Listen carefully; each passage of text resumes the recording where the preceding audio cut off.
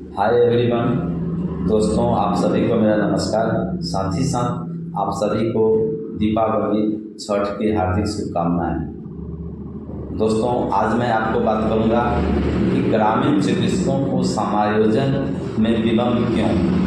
आखिर सरकार ग्रामीण चिकित्सकों को समायोजन क्यों नहीं कर रही, क्या कारण है।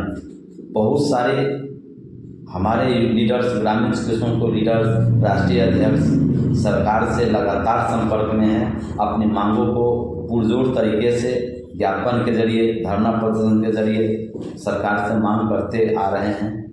आपने देखा होगा कि धरना प्रदर्शन के माध्यम से हमारे शीर्ष नेता लोग भी आते हैं। जैसे आपको बीजेपी के जो अभी वर्तमान में उप मुख्यमंत्री हैं सम्राट चौधरी जी, जो भी आए थे हम लोगों की धरना प्रदर्शन में, और हम लोगों ने उनको भी ज्ञापन देने का काम किया था।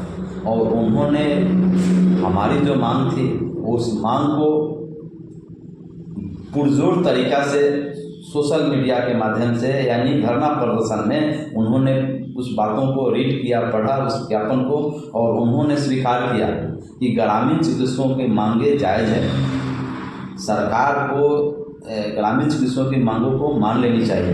उन्होंने ऐसा बयान दिया था और पुरजोर तरीक़ा से आवाज़ उठाते हुए बोले थे कि जब हमारी सरकार आएगी तो निश्चित ही ग्रामीण चिकित्सकों की समायोजन को हम पुरजोर तरीक़ा से सरकार से मांग करते हुए उनको उनकी मांग को हम पूरा करेंगे।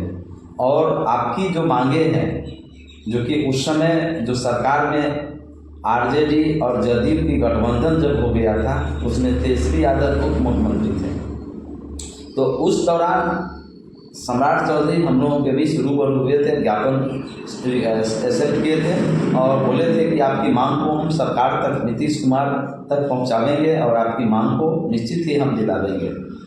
हम लोगों को बहुत खुशी हुई थी और हम लोगों ने भी सोचा था कि हम लोगों की मांग बहुत जल्द पूरा होगी।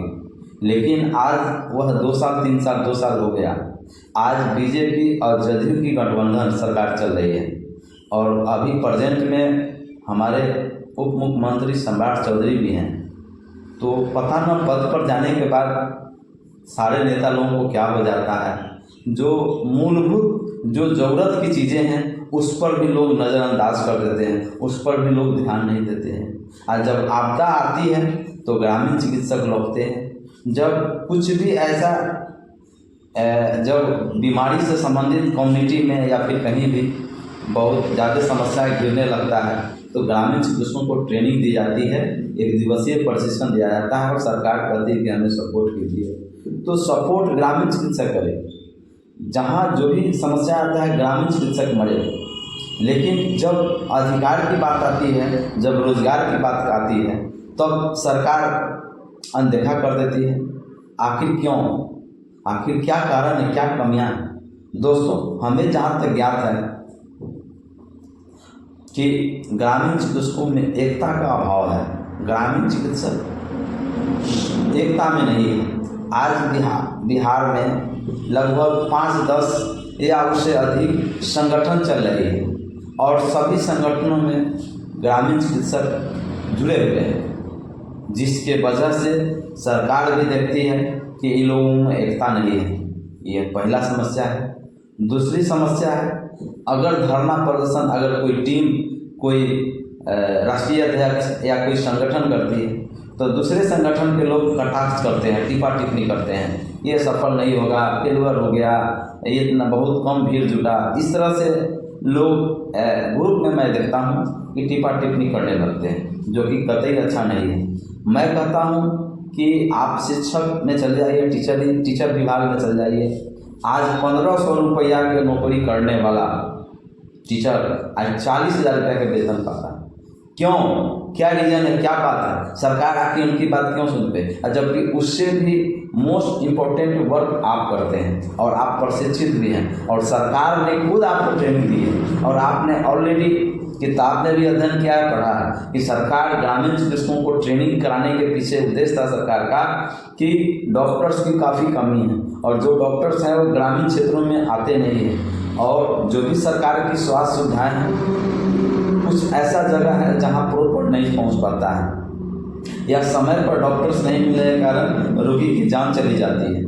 ऐसे हालत में ग्रामीण चिकित्सकों को एक ट्रेनिंग करा दिया जाए जिससे कि गलतियां नहीं करें और लोगों को ससमय प्रारंभिक उपचार हो सके। ये मानसिकता था और भी कई था और किताब में भी लिखा हुआ है कि ज़रूरत पड़ने पर, आवश्यकता होने पर ग्रामीण चिकित्सकों को स्वास्थ्य सेवा में भी लिया जाए।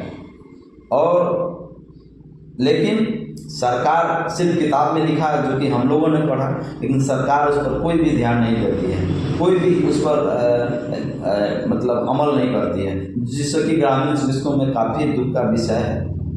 बहुत सारे सोशल मीडिया के माध्यम से, अन्य माध्यम से हर महीने सरकार हर महीने ग्रामीण चिकित्सकों को कुछ न कुछ नई जानकारियाँ मिलता है। अब नियोजन होगा, अब नियोजन, अरे भाई कब नियोजन होगा, आखिर कितने समय लगेगा।